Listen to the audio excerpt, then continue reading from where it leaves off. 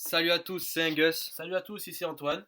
et on se retrouve aujourd'hui pour le second épisode du INA Talk Club, le premier en face à face entre Antoine et moi, intitulé Bundesliga, Moyen-Orient et God des Goat. Je laisse Antoine vous présenter brièvement le sommaire. Eh bien, merci Angus. Au sommaire aujourd'hui, pour l'actu en bref, nous avons les résultats de la Bundesliga, des tests positifs à Brighton, en Espagne et au Portugal. Nous aurons aussi des informations sur la reprise de la NBA, le décès d'un jeune joueur italien, l'affaire Comboiré, et pour finir, les résultats de l'UFC. Concernant le sujet de la semaine, notre sujet s'intéressera à Newcastle et à la rumeur de l'Olympique de Marseille. À quoi joue l'Arabie Saoudite? Nous ferons donc un petit tour au Moyen-Orient pour parler stratégie, argent et investissement. Et enfin, pour finir, le sujet rétro de la semaine sera GOAT des GOAT. Ils sont nombreux à avoir marqué l'histoire de leur sport et du sport en général. Nous ferons donc avec Angus une petite revue d'effectifs des plus grands athlètes de l'histoire. Je laisse donc Angus vous présenter l'actu. Alors oui, ce week-end on a eu la reprise dans des 5 championnats majeurs. Je parle bien entendu de la Bundesliga. On a commencé avec un multiplex de 5 matchs. Alors au niveau du jeu, c'était pas incroyable, c'était assez triste, il n'y avait pas beaucoup d'intensité. On sait que les joueurs reprennent après une longue période euh, d'absence sur les terrains. Il y avait le droit à 5 changements d'ailleurs pour pallier à la méforme physique des joueurs qui n'étaient pas prêts à cette reprise d'un coup. Alors il y avait en premier match, il y avait un Dortmund-Schalke, un derby de la Ruhr, où Dortmund a fait une très grosse impression avec une victoire 4-0. Alors bon, certes c'est un derby sans supporters, c'est toujours moins intéressant à regarder, mais il y avait quand même du beau jeu au niveau de Dortmund. Je pense à notamment Julian Brandt qui a survolé le match, assez incroyable le jeune Allemand. Les latéraux de Dortmund aussi ont été très bons, je pense à Guerrero qui marque un doublé. Et Haaland qui continue d'être phénoménal, qui a mis son 10e but en 9 matchs pour Dortmund depuis son arrivée. C'est incroyable. Leipzig, euh, eux, ils ont connu un mauvais résultat avec un match nul face à Freiburg, grâce notamment à Schwolo, le gardien de Freiburg, qui a été assez incroyable. Ils perdent du terrain, ils se retrouvent quatrième et ils se font dépasser par Mönchengladbach, qui de leur côté ont gagné avec un but notamment du français Thuram. Wolfsburg a gagné de son côté face à Augsbourg. Grosse prestation du Hertha Berlin face à Offenheim, une victoire 3-0. Et dans le duel pour le maintien entre Düsseldorf et Paderborn, qui sont actuellement relégables, il y a eu un nul qui n'arrange absolument personne, un match 0-0 peu intéressant à regarder. Je vous avoue que le multiplex ne s'y est pas beaucoup intéressé. Le Bayern continue dans sa lancée avec Lewandowski qui marque encore sur penalty. Certes, on continuera de le critiquer pour ça, mais il plante. Le Bayern a 4 points d'avance sur Dortmund. De l'autre côté, il y a Mayence et Cologne qui font match nul, qui n'arrangent aussi personne. Je laisse Antoine continuer avec le reste de l'actualité. Avant de continuer, j'aimerais dire que je suis peut-être du même avec toi sur la reprise, c'était un peu morose. J'ai pas regardé les matchs personnellement, j'ai eu quelques vidéos de résumés, etc. Ça paraissait très différent, très bizarre à regarder. Oui, au niveau des célébrations, je pense à Haaland quand il célèbre où tous ses coéquipiers restent à 2-3 mètres de lui. C'est assez triste à voir. Exactement. On enchaîne maintenant avec de la première ligue. Effectivement, il y a eu 3 joueurs du club de Brighton qui ont été testés positifs au coronavirus, alors que dans le même temps, les actionnaires, le président de la ligue, Richard Masters, et les 20 représentants des clubs ont fait part au 11 mai de leur souhait de reprendre la ligue. La reprise se fera très certainement à huis clos et sur terrain neutre, même s'il est envisagé par certains clubs et par les dirigeants que les clubs puissent jouer dans leur stade d'origine. Il y aura aussi un protocole médical qui sera mis en place pour reprendre les entraînements collectifs et pour les matchs. Il y a plusieurs joueurs qui sont ouvertement opposés à ce retour et à cette reprise, comme Raheem Sterling qui joue à City et Danny Rose, qui trouvent que c'est trop dangereux et c'est mettre la vie des joueurs et du staff en danger pour rien. Et il y a également les 6 derniers du championnat qui sont West Ham, Brighton, Watford, Bournemouth, Aston Villa et Norwich, qui veulent reprendre sous condition qu'il n'y ait pas de relégation à la fin de l'année, parce que ce serait un peu biaisé pour eux s'ils ne peuvent pas jouer leur match à domicile, sans supporters, etc. Du côté du Portugal, la ligue devait reprendre fin mai, mais 3 joueurs du Vitória Guimarães ainsi qu'un joueur de Benfica ont été testés positifs, ce qui pourrait remettre en cause la reprise du championnat. Pour l'instant, c'est pas le cas, on attend des nouvelles. En Espagne, c'est 5 joueurs dans les 2 premières divisions qui ont été contrôlés positifs. Ils sont mis en quarantaine et s'ils veulent revenir à l'entraînement, ils doivent tester 2 fois négatif avant de revenir. Du côté de la NBA, le délégué commissionnaire de la Ligue, Adam Silver, a déclaré qu'une décision finale serait prise d'ici 2 à 4 semaines concernant l'avenir de la Ligue cette saison. Pendant ce temps-là, il y a 9 superstars de la Ligue, dont LeBron James, Kawhi Leonard, Damian Lillard, Chris Paul, etc., qui sont réunis sur un appel vidéo privé et qui ont fait part tous de leur souhait de reprendre la saison, même si c'est à huis clos, ils sont obligés. Ils veulent reprendre la saison pour ce qu'ils aiment la compétition.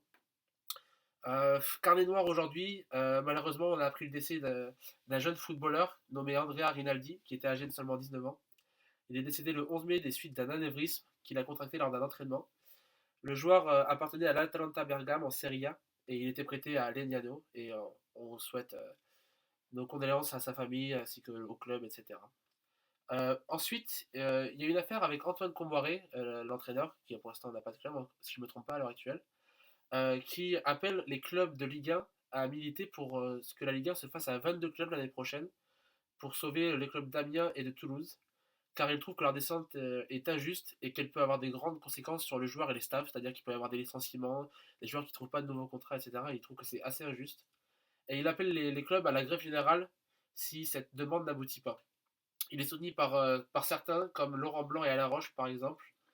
Et il a demandé au club de ne pas être égoïste. Mais je pense que c'est un peu biaisé parce que il a par exemple son fils qui travaille au club d'Amiens qui va certainement descendre. Donc il est un avis un peu biaisé sur la question. Je repasse la main à Ingos pour la suite de l'information. Oui. Alors on a eu aussi un autre championnat qui est venu se joindre à l'arrêt de la Ligue 1. Je pense au championnat écossais. La décision est tombée le lundi 18 mai. Le Celtic est donc officiellement champion pour la 9e fois consécutive. On sait qu'ils avaient une grande avance sur leurs dauphins, leurs rivaux des Rangers. Hearts of Midlothian est relégué, quant à eux. Les Rangers et Aberdeen, par exemple, seront en Europa League la saison prochaine. On a aussi des soupçons de corruption qui sont apparus cette semaine, notamment quant à l'arrêt du championnat en France, entre le président et le gouvernement et certains présidents de clubs. Je pense à Jacques-Henri Hérault qui apparemment aurait des contacts avec Emmanuel Macron. Certains présidents de clubs étaient évidemment favorables à l'arrêt du championnat parce que ça les arrangeait pour leur club, que ce soit pour éviter la relégation, avoir une place en Champions League par exemple pour Marseille, et auraient fait part de leur intérêt à Emmanuel Macron qui aurait ensuite pris cette décision. Alors pour l'instant ce n'est que supposition, bien sûr c'est ceux qui sont biaisés qui lâchent ces infos-là. Je pense à Olas qui va beaucoup critiquer, mais rien de sûr. Au niveau de l'UFC, alors la semaine dernière, on a eu la reprise de l'UFC avec un grand combat, une super soirée avec notamment comme combat principal Gage contre Ferguson. Gage a été absolument impérial dans la catégorie lightweight. Il a battu Ferguson, qui pour lui se retrouve, il devait affronter Khabib. Et finalement, avec cette défaite contre Gage, il repasse au second plan et c'est Gage qui affrontera Khabib dans l'été. On a eu aussi Khabib qui a beaucoup réagi, qui a témoigné néanmoins son respect pour Ferguson, un grand combattant, on le sait. Et aussi de l'autre côté, on peut parler du père de Khabib qui était pas bien. On a vu par exemple McGregor qui, malgré la rivalité entre les deux, a témoigné tout son respect et a voulu souhaiter un bon rétablissement au père de Khabib. Dans la catégorie poids lourd, on a Ngannou qui a été incroyable sur Jairzinho avec une victoire au bout de 20 secondes, un KO absolument incroyable. Il y aura certainement un combat entre John Jones et Francis Ngannou. Ils se sont d'ailleurs cherchés les deux hommes sur Twitter. Je pense que le combat devrait arriver assez tôt. Je voulais placer aussi un petit mot pour la légende Donald Cerrone, Cowboy comme on l'appelle, qui perd au point face à Pettis. C'est assez discutable hein. Pour moi qui regardais le combat, je le donnais gagnant d'ailleurs. Et beaucoup de monde était de mon avis. C'est assez triste parce que c'est peut-être le dernier combat pour la légende. On rappelle qu'il a le record de victoire, il me semble, dans sa catégorie en UFC. C'est une fin de carrière assez dure. Hein. On rappelle qu'il a eu 4 défaites. Alors certes, il a affronté de très gros, de très gros prétendants. Je pense à McGregor avec son KO assez rapide. Cerudo s'impose comme l'un des meilleurs dans l'histoire de sa catégorie avec une victoire face à Cruz en bantamweight. Aussi, en sport de combat, je voulais rajouter une petite info insolite. On a eu le retour à l'entraînement de Mike Tyson, suivi du retour d'Evander Holyfield. Les deux hommes d'ailleurs souhaiteraient s'affronter pour un troisième combat où Tyson voudrait à tout prix prendre sa revanche après ses 2 combats perdus dans les années 90, pour ceux qui connaissent l'histoire, notamment l'oreille arrachée, etc. Je laisse Antoine continuer. Avant de passer au sujet de la semaine, j'aimerais savoir ce que tu en penses du retour de Mike Tyson. Parce que j'ai vu cette information, ça m'a fait sourire. Mais est-ce que tu penses qu'il peut retrouver un très bon niveau pour boxer peut-être pas au niveau d'avant, mais avoir un niveau respectable encore? Mais moi j'aime beaucoup ça. Et franchement, on a vu des vidéos qui sont sorties sur les réseaux sociaux. Tyson a l'air assez incroyable encore. Alors, il a du mal à retenir sa force. Il a plus les appuis d'avant. Mais au niveau des droites qu'il lâche, des uppercuts et tout, c'est assez incroyable. Pour son âge, je crois qu'il a plus de 50 ans maintenant. Holyfield est pas mal aussi. Je trouve que Tyson est plus en forme que lui. On verra, mais je suis très content. Ça rajoute un peu de piment entre deux légendes de la boxe, hein. Très bien. Après cette courte petite pause, on va reprendre avec le sujet de la semaine, qui sera sur Newcastle et donc la rumeur de l'Olympique de Marseille. On va s'intéresser au Moyen-Orient et à l'Arabie Saoudite. Qu'est-ce qui se passe là-bas? Pourquoi ils investissent dans le football? Tout ça. Euh, pour, pour rappel, le sujet sera concentré sur trois puissances du Moyen-Orient, les trois plus grandes puissances niveau football, qui sont le Qatar, les Émirats Arabes Unis et l'Arabie Saoudite. Je laisse Engels commencer avec le cas de Newcastle. Alors oui, comme vous le savez, peut-être, il y a le rachat de Newcastle actuellement. C'est pas encore officiel, hein, c'est par trois actionnaires différents. En principal, on a le fonds souverain saoudien, hein. Donc là, c'est ça qui est important, c'est que c'est pas une personne en particulier, c'est le fonds souverain. Donc c'est vraiment l'Arabie Saoudite en elle-même qui rachète le club. On sait que leur fortune est estimée à 300 milliards. Donc ils rachètent le club à plus de 80%, c'est incroyable. Et ça veut dire que Newcastle aura des fonds assez élevés. On a Amanda Stivley, alors elle qui aura 10% du club. Il faut la présenter brièvement. C'est une entremetteuse britannique. Elle a fait sa carrière principalement au Moyen-Orient. Elle conseille les fonds entre par exemple l'Angleterre et le Moyen-Orient. C'est une des femmes les plus importantes dans le monde du football business avec un mari iranien qui vient de Dubaï, Merad Godoussi. Il l'a beaucoup introduit dans ses cercles du Moyen-Orient, notamment à Dubaï. Et on a les frères Robben aussi, qui auront 10%, qui sont des proches de Roman Abramovich, des oligarques russes, etc. Il faut savoir que ce rachat, c'est une opportunité du marché pour l'Arabie Saoudite. Newcastle et son président étaient à vendre. On sait que Newcastle, c'est un club historique d'Angleterre, donc c'est une bonne opportunité pour l'Arabie Saoudite de les racheter. Ils avaient déjà eu des offres de Dubaï l'été dernier, ça ne s'était pas conclu. Le prix était passé de 450 millions de livres à 300 millions, donc on avait une baisse assez importante. Euh, Néanmoins, il faut attendre la validation par la Première Ligue. Il y a eu des contestations concernant les droits de l'homme et le meurtre, par exemple, du journaliste Jamal Khashoggi, qui a beaucoup affaibli le pouvoir saoudien, notamment MBS, Mohamed bin Salman, qu'on présentera plus tard. Il y a eu beaucoup des piratages entre la chaîne de télévision Be Out Q qui est venue concurrencer Bein, qui est vraiment un pied de nez à Bein, tout simplement. Be In, Be Out, on présentera plus tard aussi. La FIFA, l'AFC, il y a beaucoup de problèmes de ce côté-là au niveau de l'Arabie Saoudite. Ce rachat, il s'effectue dans un contexte, il faut bien comprendre ça. C'est-à-dire que c'est pas, ils gaspillent pas leur argent comme ça, hein. Ils veulent investir, ils veulent se faire voir, ils veulent reprendre leur puissance. Donc les Saoudiens ont investi notamment 800 millions dans BP, 713 millions dans Boeing, 500 millions dans Facebook ou presque 500 millions aussi dans Disney. Donc ils investissent là où ça se voit, hein. On sait que Boeing, c'est un des plus grands constructeurs d'avions au monde. Facebook, tout le monde connaît. Disney, tout le monde connaît. Ils veulent se faire voir, ils veulent montrer leur puissance. Je laisse Antoine continuer, notamment par rapport à l'OM. Avant de continuer, si le prix de Newcastle est passé de 450 à 300 millions, c'est parce que la boîte du président de Newcastle a eu des difficultés financières au cours de la dernière année, ce qui l'a obligé à brader le prix de son club pour le vendre, parce avant ça, il était très exigeant, et donc c'est pour ça que le club a été racheté à ce prix-là et pas plus élevé. Pour passer au cas de l'OM, il y a une rumeur qui a surgi il y a maintenant 2 semaines de ça sur Twitter, avec un compte Twitter d'un prince saoudien qui a émergé et qui a commencé à faire des tweets sur l'Olympique de Marseille avec des rumeurs de rachat. C'est Walid bin Talal, qui est un prince saoudien, businessman à l'international, très occidentalisé, qui parle parfaitement anglais, qui fait beaucoup d'investissements aussi, comme l'Arabie Saoudite. Il investit dans Apple, dans l'immobilier, dans Facebook aussi.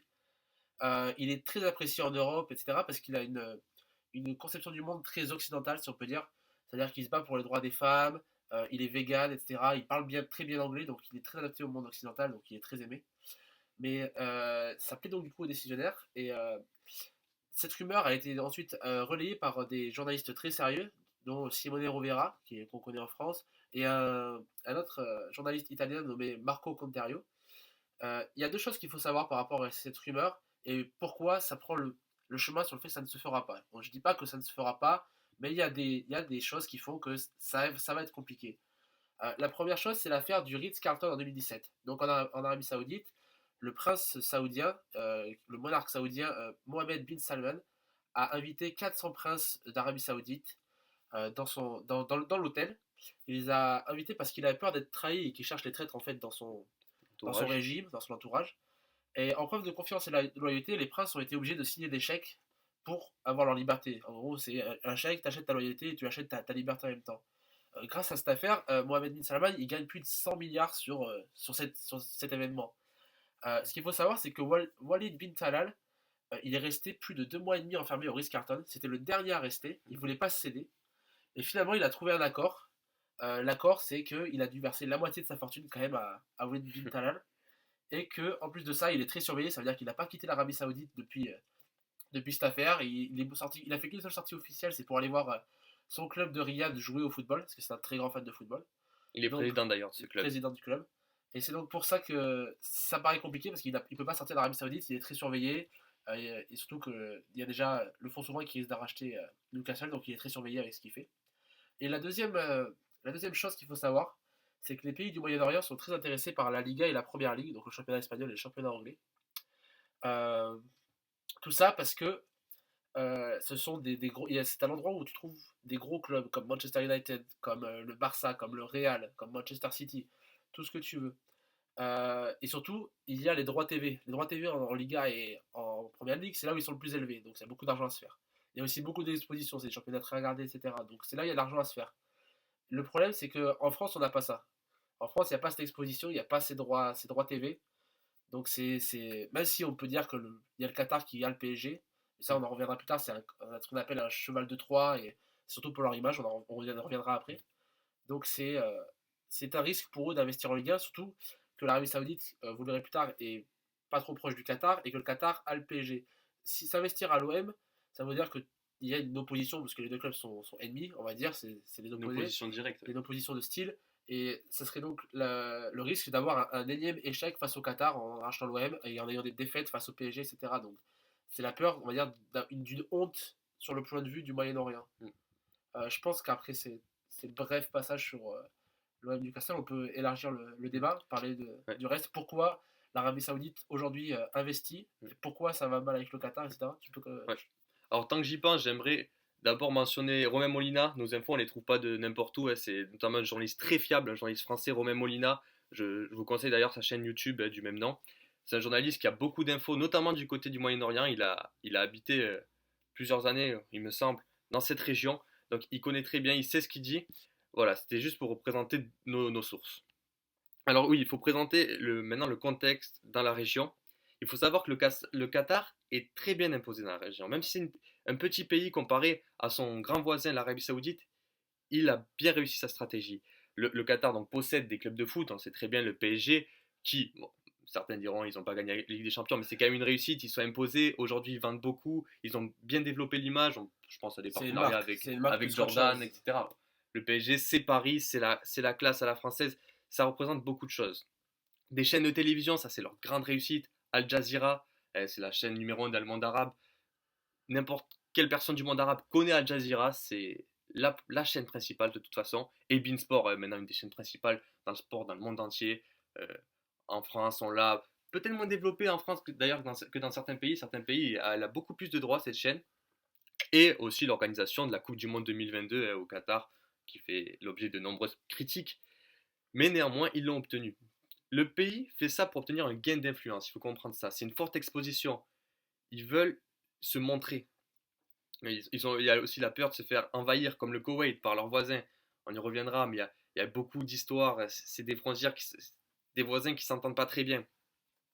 C'est du business et de l'image avant tout. Comme le PSG, comme je l'ai dit, il faut montrer qu'on est les meilleurs, etc. Il faut montrer que par rapport à ses voisins, notamment, ils réussissent mieux. Les Émirats Arabes Unis, eux, ils se basent plus sur du business avec des clubs comme en Uruguay, aux USA, en France. Ils développent un groupe en Inde, Chine, Japon. Et les Émirats Arabes Unis, par exemple, c'est ceux qui détiennent Manchester City. Je laisse Antoine continuer si tu veux. Ouais. Du coup, on a ces deux nations-là, donc qui sont les deux puissances de la région au niveau footballistique. Et d'ailleurs, on a l'Arabie Saoudite. L'Arabie Saoudite, le problème, c'est qu'elle possède seulement la chaîne de télé Al Arabiya, qui est bien moins puissante que Al Jazeera et beIN Sport, par exemple. Ils sont très en retard au niveau de ce point-là, au niveau du sport, sur les autres pays. Et le problème, c'est que ils n'aiment pas ça parce qu'ils, dans la région, au niveau politique et géopolitique, ils se voient comme le grand frère. C'est-à-dire par leur taille, c'est le pays le plus grand là-bas, Largement. largement. La population, ils ont une population de 25 millions d'habitants, ce qui est très Oui, grand je crois que le là-bas. Qatar, c'est peut-être 400 000, je sais pas, Voilà. faut que je vérifie Et les infos. surtout, ils ont beaucoup de locaux comparé au Qatar et aux Émirats, où c'est beaucoup d'étrangers qui sont là-bas, alors qu'en Arabie Saoudite, il y a beaucoup, justement, de gens qui viennent d'ici. C'est une grande population. Donc, Non, pardon, je dis n'importe quoi, c'est 2 millions le Qatar, mais 2 millions, c'est quand même. C'est une grosse il y a une grosse différence. différence. Et il y a surtout beaucoup plus de locaux donc, en Oui. Arabie Saoudite. Surtout, oui. Le Qatar, sur les 2 millions de personnes, Il y a le 80%, je pourcentage pense. de Qataris est très faible comparé Ouais. à l'Arabie Saoudite, qui a une vraie population saoudienne du désert, qui est venue s'installer dans les grandes villes, par exemple. Donc, le fait est que l'Arabie Saoudite, sur un point de vue politique, se voit comme le grand frère de la région euh, dans la lutte et la guerre face à l'Iran. On va pas rentrer trop dans le débat, mais en fait, il y a une espèce de guerre idéologique entre ce bloc-là, c'est-à-dire l'Arabie Saoudite, le Qatar et les Émirats Arabes Unis, face à l'Iran, parce que tous les opposent au niveau politique, au niveau de religion, au niveau des alliés qu'ils ont à travers le monde. Donc, il y a une grande guerre. C'est une guerre plus qui se passe hors terrain, c'est plutôt une guerre politique à l'heure actuelle. C'est pas trop dans le terrain, mais ça se fait encore quelques fois. Donc c'est sur cela, comme ils pensent être le grand frère de la région, ils ont très mal vu le fait d'être en retard au niveau du football. Parce que grâce à ce Mm. point-là, le Qatar et les Émirats Arabes Unis ont gagné une notoriété internationale. Maintenant, tout le monde connaît le Qatar. Mm. Ils sont présents dans le foot, tout ça. Ils savent très bien que le pétrole sur lequel ils vivent depuis des années, au bout d'un moment, il y en aura moins, donc ils Mm. n'auront plus de richesse. Donc s'ils font ça, c'est pour avoir des investissements, donc ils se montrent. Et sur ce point-là, l'Arabie Saoudite est en retard. C'est Mm. donc pour ça qu'ils font ça. C'est euh, vraiment investissement, vraiment rayonnement. Ils Oui. s'en foutent du sport, hein, on va pas Oui. se mentir. Le but, c'est de montrer qu'ils sont les meilleurs. Donc, ça a commencé avec les yachts, les gratte-ciel, les musées actuellement. On a eu le musée du Louvre, je crois qu'il y a un nouveau musée Oui, du Louvre à Doha, il me semble. oui. C'est montrer qu'on est les meilleurs, que ce soit dans la culture, dans les constructions, etc. Et là, il faut maintenant que l'Arabie Saoudite arrive à rattraper son retard sur le Qatar dans le football, qui est un sujet comme un autre. Le football, c'est la même place que la culture. Pour eux, c'est un investissement comme un autre. Ils ne sont pas là pour avoir le meilleur jeu ou quoi, c'est pas du tout ça. On a eu, à la base, les Saoudiens voulaient par exemple récupérer un grand club qui était Manchester United, on sait que les Glazers chercheraient pourquoi pas à vendre, mais le Les problème c'est qu'ils Glazers, pour ceux demandent qui ne savent pas, c'est les dirigeants, la ouais, famille qui dirige Manchester United. les propriétaires depuis une quinzaine d'années maintenant, mais eux réclamaient entre 3 et 4 milliards d'euros. Bon, c'est un club incroyable, Manchester United, c'est une grande puissance, un des 3 clubs les plus puissants au monde, mais les Saoudiens n'étaient pas prêts à récupérer une marque pour autant. Et il y avait l'opportunité Newcastle, c'est pour ça qu'ils l'ont choisi. Si tu veux, Antoine, continuer. C'est vraiment question d'opportunité parce que par exemple, on a Turki Al-Sheikh qui est le ministre du divertissement en Arabie Saoudite, qui lui est propriétaire par exemple du club d'Almeria et des pyramides en Égypte. Et à ce point-là, il y a zéro niveau sportif. Il s'en Mm. fout du sportif. Lui, ce qu'il voulait, il kiffe le sport, il kiffe tout ça. Il voulait récupérer un club et se faire un kiff.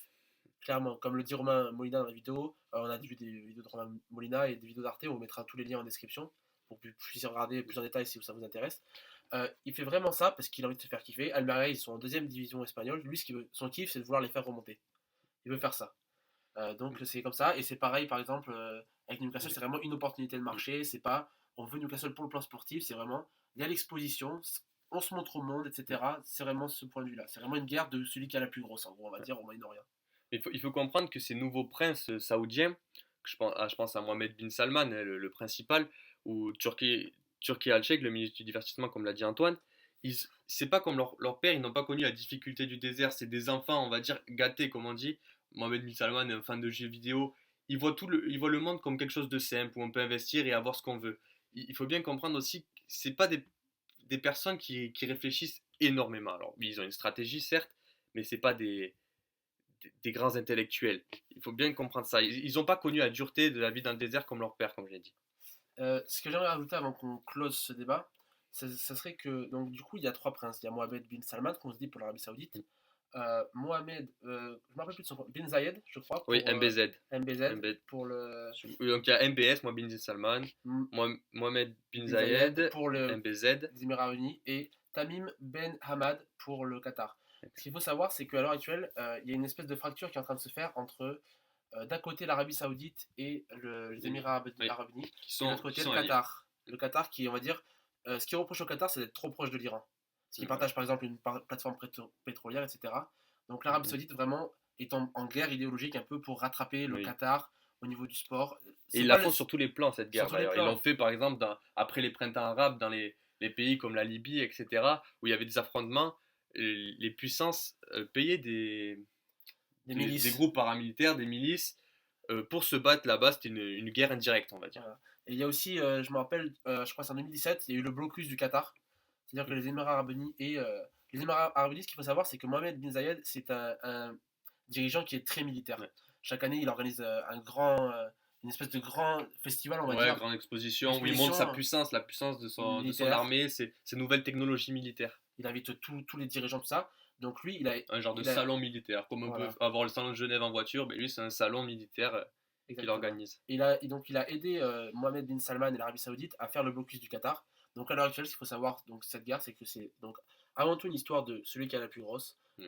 qui a la plus grosse Exactement. exposition, etc. Et une guerre idéologique et une guerre de pouvoir dans la région. C'est les raisons pour lesquelles l'Arabie Saoudite aujourd'hui veut se Oui. mettre dans le sport. Mais par exemple, je l'ai parlé vite fait tout à l'heure, je l'ai évoqué, la chaîne BeOutQ, ils ont piraté Beansport et en fait ils retransmettaient les vidéos, les images de Beansport sur une chaîne qui s'appelait BeOut. Donc Bein, BeOut, on fait vite le lien, mais c'est un pied de nez et tout le monde sait que c'est eux, Mais ça n'a pas été mais prouvé. ils en rigolent. Voilà, personne ne peut prouver officiellement que c'est eux, Mais tout le mais monde le tout sait. le monde le sait officieusement.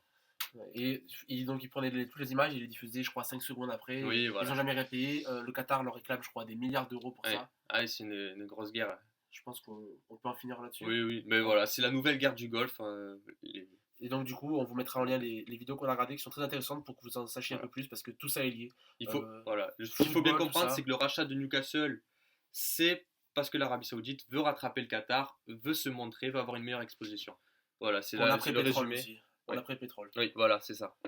Je pense qu'on peut donc passer au dernier sujet de la journée. Oui, Le sujet GOAT des GOAT. Donc, on va commencer par. Qu'est-ce que veut dire GOAT? Donc, GOAT, c'est un acronyme anglais qui veut dire Greatest of All Time. Donc, le plus grand de tous les temps. C'est un acronyme qui est très utilisé dans les sports pour définir le plus grand athlète dans un sport, d'une discipline. d'une discipline. Oui, dans ce sport. Donc, ce qu'on a fait avec Angus, c'est qu'on s'est dit, chacun de son côté, on fait chacun un top 10 de nos 10 plus grands athlètes de l'histoire. On s'est Alors, pas dit qui on a mis chacun. ouais. Vas-y. C'est pas quelque chose d'objectif, on va dire, c'est assez subjectif, c'est par rapport à nos choix à nous. Est-ce qu'on les a vus évoluer ou pas? C'est difficile. Est-ce qu'on connaissait tel ou tel sport, Ouais, des sports qu'on connaît exactement, moins. les sports qu'on suit, qu'est-ce que par rapport à nos goûts, c'est une liste non exhaustive. Bien sûr, le top 10 des athlètes de tous les temps, déjà, c'est compliqué de comparer deux athlètes dans la même discipline. Alors imaginez comparer deux athlètes dans deux sports différents. C'est incroyablement dur de choisir un meilleur athlète de tous les temps comme une espèce de dieu. C'est impossible même. Exact. Et du coup, on a fait deux listes chacun. On Mm. n'est pas au courant de qui est dans la liste de Ouais. l'autre. On se doute qu'il y aura Il des y aura des noms qui similitudes, vont hein, revenir. forcément. Je pense qu'il y a même vous y pensez, il y a des noms qu'on est obligé de mettre dans un top 10 des meilleurs athlètes de tous les temps.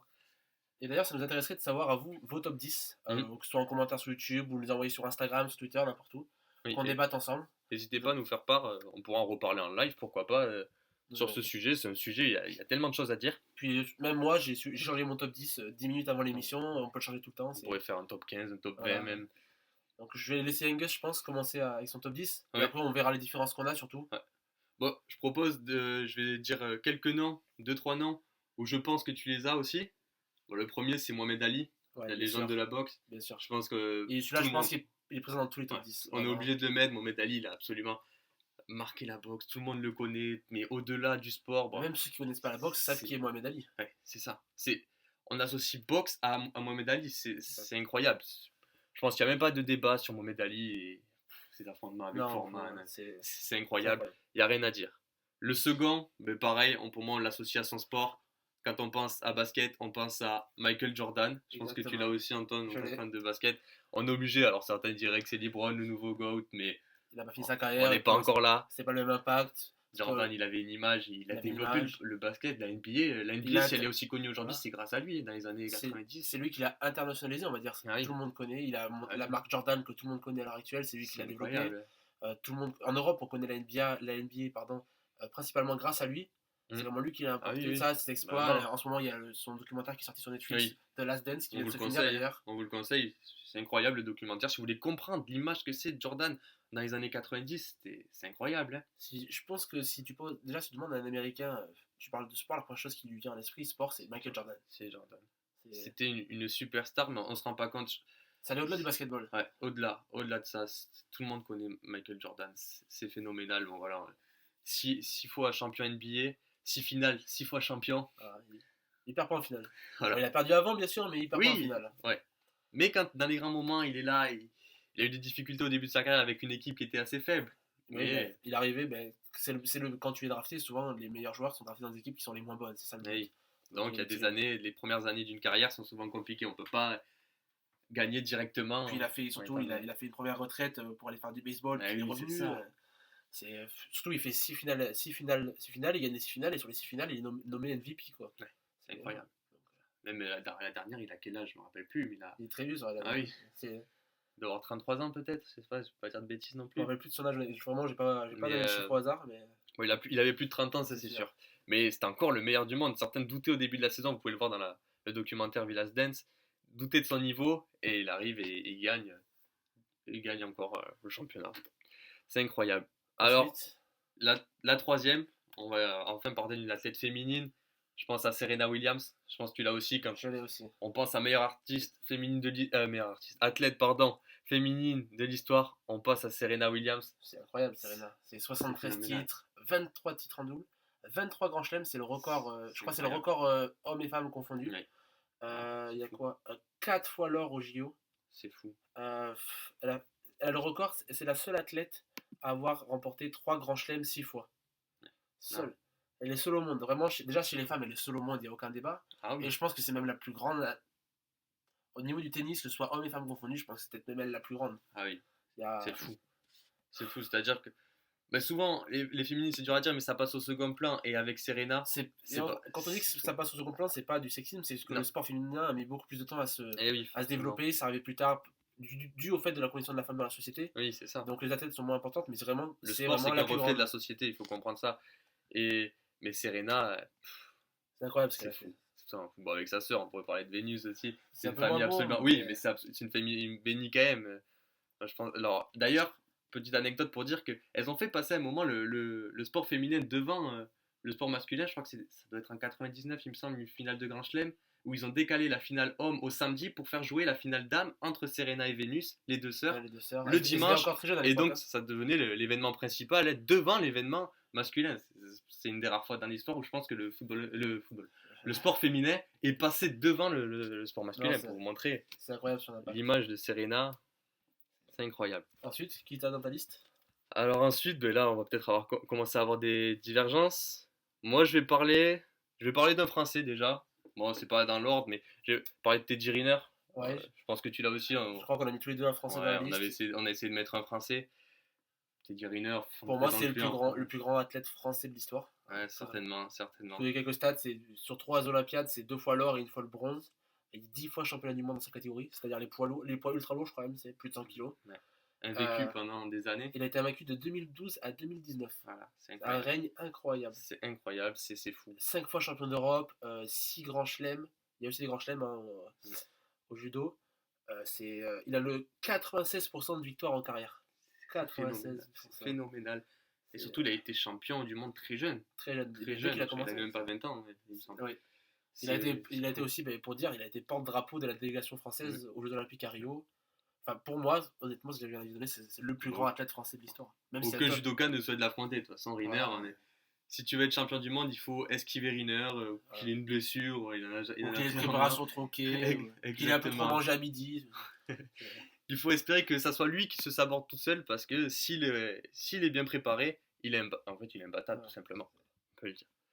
Ensuite, j'en ai un autre, je pense que tu l'as aussi, en natation, Michael Phelps. Oui, Michael Phelps. Michael Phelps, on est obligé. Rien que pour le fait qu'il a le record du nombre de médailles d'or aux Jeux Olympiques. C'est phénoménal. 23 médailles d'or. 23. 28 médailles en tout. Oui. 28 médailles en tout. Mais il y a seulement 3 d'argent et 2 de bronze. 23 en or.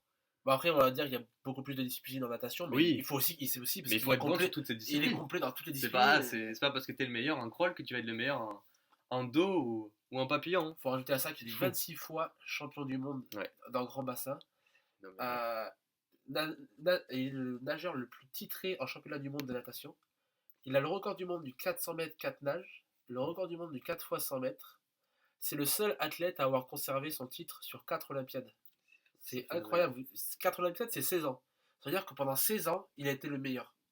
C'est Il a faut été se rendre aussi compte. 8 fois nageur mondial de l'année. Quand même. Voilà, c'est rien que ça. Il faut le dire. Et, Notamment de 2006 à 2009, où il est champion, il est nommé nageur mondial de l'année chaque année. et là, j'ai une statistique encore plus folle. Sur 4 Olympiades, il a fait 49 titres sur... Non, pardon. Il a 61 podiums sur 63 courses en championnat. Ouais. C'est Non, incroyable. c'est totalement fou. C'est totalement fou. Il n'y a aucun débat. C'est le meilleur Ça a été ça a nageur été- de l'histoire, de c'est- toute façon. Il Tout le monde a, connaît. il a battu 36 records du monde aussi. Une longévité assez folle. Hein. Il a depuis c'est quand c'est pour les JO? C'est 2000? Ça doit être 2000. Oui, parce qu'il a fait Ouais, 2000, ça doit être 2016, c'est 2000. Ça doit être 2000. Donc c'est incroyable. Michael Phelps, je pense, pour ceux qui... Voilà. C'est peut-être un peu plus J'ai retrouvé méconnu dans pour mes notes, âgé de 15 ans, il participe à ses premiers Jeux Olympiques à Sydney. Voilà. Tout simplement. Sydney 2000. À 15 ans. À 15 ans. C'est Aujourd'hui, il a 34 ans. incroyable. Et Il il est sera pas encore là si au vieux- prochain JO, il non? est pas si vieux que ça finalement, 34 ans. Il sera encore là au prochain JO? Moi, je me rappelle plus s'il a pas pris sa retraite. Je ne sais pas, j'ai pas Non, travaillé c'est pas- ça, mais c'est possible. Ah non, il a pris sa Il a retraite. pris sa retraite. Il a- Bon, c'est ouais. déjà... C'est Bon. peut-être moins connu pour ceux qui connaissent moins le monde du sport, etc. Mais franchement, franchement, quand j'ai eu ma liste, c'était l'un des premiers que j'ai mis. Ah oui. Michael Phelps, hein, À chaque Olympiade, c'est présent. quand on voit le bassin olympique, on attend Phelps en fait, Voilà, c'est- simplement. Exactement. fou. Ensuite, Donc- non, peut-être qu'on va commencer à avoir des différences. Ouais, donc là j'en ai déjà présenté 5 il me semble. Jordan, Phelps, Ali. Ali, ou 4. Ouais, t'en as Je quatre. vais continuer. Allez. Mes choix polémiques, je vais les mettre à la fin, on va Ouais, oui, dire. on va essayer. On ira plus dans J'en le ai débat. deux, je pense, polémiques. Alors, c'est notamment un que c'est un athlète que j'adore, un sportif que j'adore.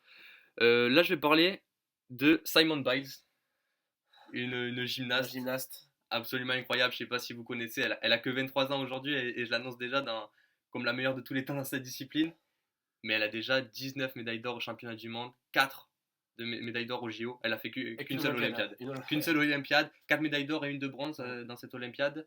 Elle a été médaillée Euh, partout où elle a ouais. été, elle a été médaillée. De toute façon. Elle a le record de médailles au niveau des championnats du monde. Voilà. Déjà, elle a Voilà, 23 ans. à 23 ans. Bon, alors, on sait que la gymnastique, On vous mettra une image. on par est contre. très fort quand on est jeune.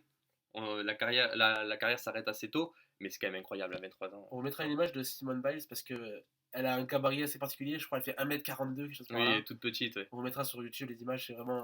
Quand vous voyez les gymnastes, c'est vraiment Mais quelque chose c'est- d'incroyable. Ça reste une force de la nature, c'est incroyable. Alors, moi, j'ai pas Tu l'as pas mis. Simone Biles. Ouais. J'ai pas mis. J'aurais pu la mettre.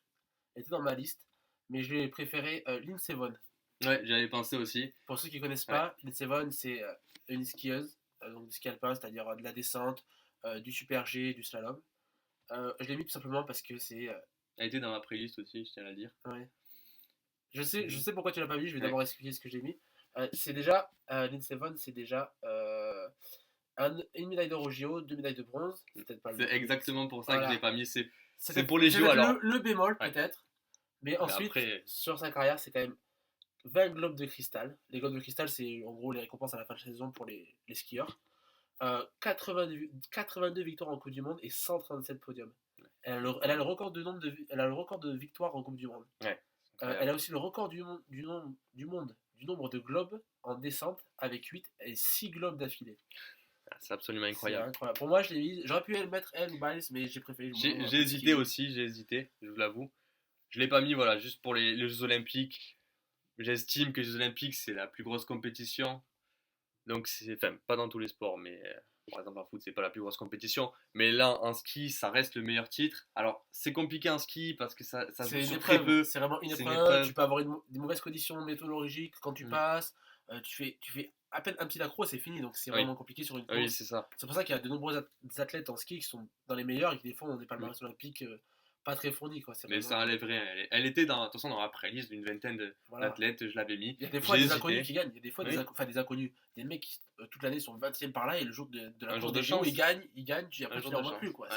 Exactement. C'est comme ça. Bon, on va continuer. Ouais, ouais. Alors moi, je vais dire un qui n'est pas encore établi comme le GOAT dans sa discipline. Je fais une petite prévision, on va dire. C'est Lewis Hamilton. J'avais envie de le mettre. C'est un pilote que meilleur que j'adore. Schumacher alors. Ouais, j'ai envie de le mettre. Hamilton, je crois que c'est le champion du monde le plus jeune de l'histoire, Oui. il me semble. Je crois qu'il a un titre de moins que Schumacher. Ouais, il en a un titre de moins. mais Il va peut-être le il rattraper. a 6 championnats du monde. Schumacher a 7. Il a le record par contre De pole position, de lui. pole position, oui. Et je crois qu'il est, C'est il incroyable. est à 7 victoires de Schumacher au niveau des victoires, en tout. Ouais, c'est incroyable. Alors, à long terme, moi je l'ai pas mis parce que pour l'instant il est pas établi, il est encore jeune, il a pas Oui, encore dépassé. Je comprends que tu l'aies mis. Mais à mon avis, d'ici peut-être 2-3 ans, je pense qu'il l'aura dépassé. oui, je pense. Ah, Moi, il est je très pense bon. que oui. Alors, ça enlève rien. Ah, ça revient bien à Schumacher, la c'est carrière de celui qui a Schumacher. marqué mon enfance. Je me rappelle tous les Tout le dimanches, monde connaît Schumacher aussi, hein. regardez. Mais oui, tout le monde connaît Schumacher. Ouais, c'est incroyable, Schumacher. Mais Lewis Hamilton, pour moi, j'avais envie de le mettre. C'est un pilote que j'adore, qui est phénoménal, hein, qui est phénoménal. Je pense que oui, à terme, il va dépasser Schumacher. C'est pour ça que je l'ai mis. C'est une petite prévision. Il y a un autre sportif que j'ai mis comme ça, une prévision. Je propose qu'on continue. Bah, écoute, je Tu vais te penses laisser pas? dire tes derniers athlètes et moi je Ouais. te dirai les miens et on verra un peu ce qu'on peut. Alors, il m'en reste 3 donc. Je vais commencer par Tom Brady avec 6 Super Bowls. Football américain pour ceux qui connaissent Ouais, pas. le quarterback des New England Patriots, qui part d'ailleurs cette saison Il est de. parti. Ouais, qui part, Il a été tradé, je crois. ouais, qui a été tradé. C'est incroyable, Tom Brady. Pour la petite histoire, hein, vous savez, dans les sports américains, il y a des drafts, c'est-à-dire que les équipes chaque année choisissent les nouveaux jeunes joueurs Les qui vont joueurs arriver. qui sortent de l'université. Et Tom Brady avait été drafté très loin. 199e, je crois. Voilà, très loin. 199e, c'est énorme. C'est énorme. Très très loin. Je sais plus combien de tours il y a de draft en NFL. Il y en a plus qu'au basket, par exemple, il y a 60 joueurs. Ouais. Je sais plus combien de joueurs. Je crois que c'est 200 ou sais 250, je sais plus. Le chiffre exact, je vais pas vous mentir, je connais pas, mais il a été drafté très loin et au final, il se retrouve Ouais. avec. J'en reparlerai d'ailleurs des drafts avec un de mes prochains athlètes. Ça sera surprenant d'ailleurs, je vous l'annonce. Mais je te laisse Et continuer. Tom Brady, bon voilà, je voulais en parler, c'est incroyable, c'est un phénomène. Il t'en reste deux à nous Ouais. dire. Ouais. Alors, l'avant-dernier, je vais parler de Novak Djokovic. C'est là où on va Ouais. discuter, Ouais. je le dirai après. Je sais pourquoi. qu'Antoine, il a une préférence pour un autre tennisman, mais Djokovic, c'est incroyable. Hein, Djokovic, c'est un palmarès fou aussi. C'est-à-dire qu'il est à 17 grands chelems. 17. Pour moi, à terme, il va battre Nadal C'est et des Federer. suppositions. C'est des suppositions. Je Par l'ai mis contre, aussi, je l'ai mis aussi parce qu'un affrontement direct, il est meilleur que Federer. j'ai regardé, je crois, ils sont à 55-45 Oui, sur voilà. l'affrontement. Je l'ai mis parce qu'il est meilleur que les deux autres sur les affrontements directs. Moi, Djokovic, je l'adore. Pour moi, je pense qu'il va les battre. Alors, les présidents, c'est toujours C'est difficile. vrai, Il non, peut c'est avoir vrai, des mais- blessures et arrêter sa carrière. On sait que Murray a arrêté sa carrière très vite. Tout peut arriver. Surtout dans le tennis, on a vu il y a eu beaucoup de blessures. Les mecs, ils sont Federer a eu une revenus, période de blessure, Nadal aussi. Ils sont tous les deux arrêtés Ouais. en même temps, Nadal et Federer, ils sont revenus Ouais, 6 mois c'est après. ça. Tu les retrouves en finale de l'Open d'Australie 6 mois après. C'est ça. Et ouais. Voilà, c'était ma petite prévision encore. Djokovic, je voulais le mentionner. Et le dernier nom Et le dernier, mais là pareil, ça peut être sujet à polémique, c'est Carl Lewis. Alors il y a eu Là, on aura des histoires de polémique aussi. dopage un petit peu, mais Carl Lewis, ça reste 9 médailles d'or olympiques. Et, et puis pas que dans une discipline, quand il a gagné le saut en longueur, le 100 mètres, 200 mètres, c'est fou. Et pour la petite histoire, je voulais parler des drafts, c'est ce que je vous annonçais.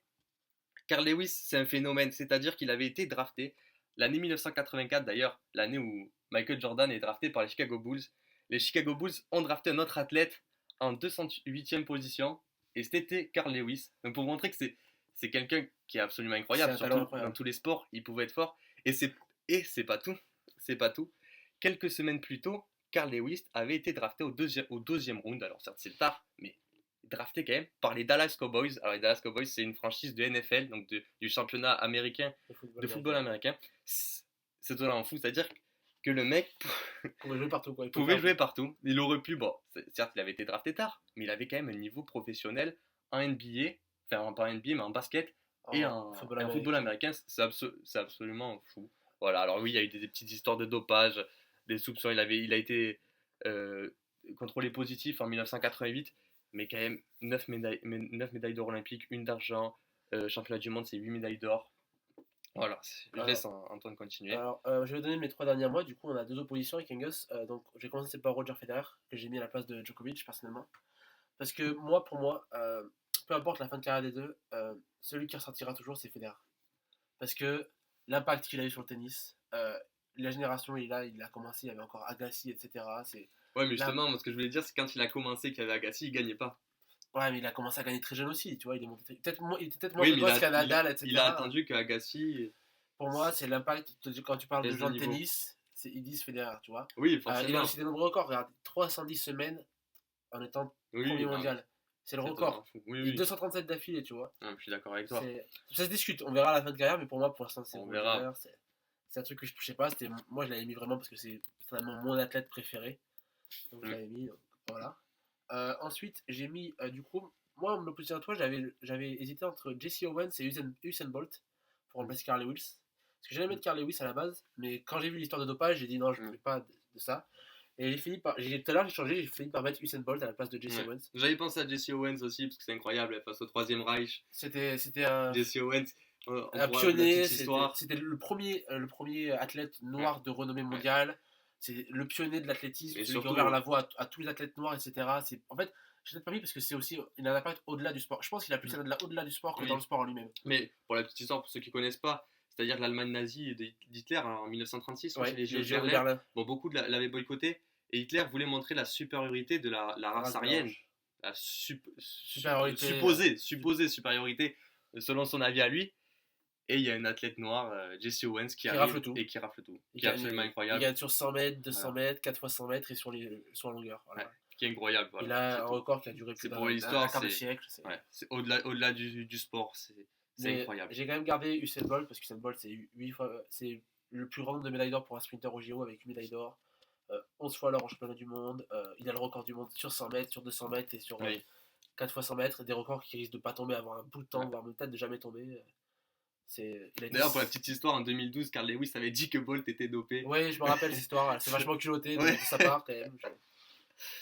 Donc voilà. Et après, pour les records du monde, je voulais juste annoncer que c'est normal que Bolt ait le record. Ça veut pas dire forcément qu'en affrontement direct, il aurait été meilleur que Carl Lewis. Il faut comprendre ça. Il aurait peut-être été, comme il aurait pu ne pas l'être. Il y a tout ce qui est les avancées des meilleures chaussures, etc. Des meilleures méthodes d'entraînement, etc. Il faut comprendre ça. Mais franchement, vraiment gros hommage à Jesse Owens parce que pour ce qui représente vraiment dehors du sport. Et mon dernier athlète, c'est Tiger Woods. Ouais, j'y ai pensé aussi, il était dans ma playlist. Tiger Woods, c'est vraiment. Il a changé son sport. C'est 15 majeurs, 18 fois champion du monde, 82 tournois en tout remportés. Le record de nombre de semaines numéro 1 mondial avec 281 semaines d'affilée. Plus de 9 ans numéro 1 depuis 1997, avec 623 semaines en tout. Ça veut dire qu'il a passé plus de 2 ans en tout. C'est-à-dire que Tiger Woods, avant son arrivée, le golf s'est vu comme un sport de vieux blancs même. De vieux blancs bourgeois. Riches, pas très athlétiques, tout ça. Etc. Et lui, il arrive, il introduit la musculation. La musculation, c'est-à-dire une grosse préparation physique, se préparer pour le golf, et ça, c'était du jamais vu. Ça révolutionne la vision du sport. C'est-à-dire que maintenant, tout le monde fait pareil. C'est de la muscu, les mecs, c'est des athlètes. Et d'un coup, on voit, voilà, c'est plus un hobby, c'est vraiment, ça devenu un sport. Il a changé son golfeur noir qui rafle tout. Et ça, c'est très important dans le monde du golf. Ça a choqué tout le monde. Il a tout changé. Voilà. Avant qu'on finisse cet épisode, si on a quelques athlètes à mentionner, vite fait, juste 2-3 noms. Oui. Moi aussi, j'en ai quelques-uns. Moi, je vais mentionner Valentino Rossi en MotoGP. Exactement. On passe à MotoGP, on passe à Valentino Rossi. En surf, Kelly Slater, c'est incroyable. Je pense qu'il aurait pu faire partie du top 10 parce que. Il aurait pu, c'est un sport un peu moins regardé, etc. Oui, c'est moins. Mais il a été premier pendant des années, pendant presque 20 ans, c'est incroyable. Mentir, le surf, c'est pas un sport que je regarde. Et il y en a un que j'ai hésité aussi à mettre, c'est Sergei Bubka. Ah, je l'avais aussi dans ma playlist, j'ai hésité à le mettre. Soit à la perche, parce que c'est Sergei Bubka, il battait le record du monde quand il voulait. Il a battu 37 C'est-à-dire que pour toucher les primes, il faisait d'un centimètre par un centimètre jusqu'à toucher la prime. C'est phénoménal. Alors là, son record est tombé par un athlète suédois. Non, comment il s'appelle? Je ne me rappelle plus de son nom. Un jeune suédois. Ouais, un jeune suédois. D'ailleurs, son record avait déjà été battu par Renaud Lavillenie. Oui, Renaud Lavillenie. En 2014. Mais il a toujours le record en plein air. Oui, voilà, c'est ça. Avec 6,14 m, je crois. Mais Bubka, c'était incroyable. C'est-à-dire qu'il a battu le record du monde plusieurs fois. 35 fois. Ouais, je crois que c'est 17 à l'intérieur et 18 fois en extérieur. C'est totalement fou. Et Renaud Lavillenie, il l'a battu, mais il a mis du temps. Il a galéré pendant des années. C'était son objectif.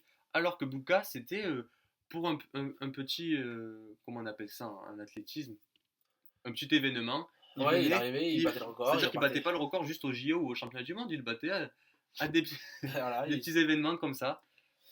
J'ai un nom avant qu'on s'arrête, qui doit être inconnu pour la plupart. J'ai deux noms, j'ai Nicolas Karabatic, on va pas repasser dessus. Oui. Et j'ai Ole Einar Bjørndalen.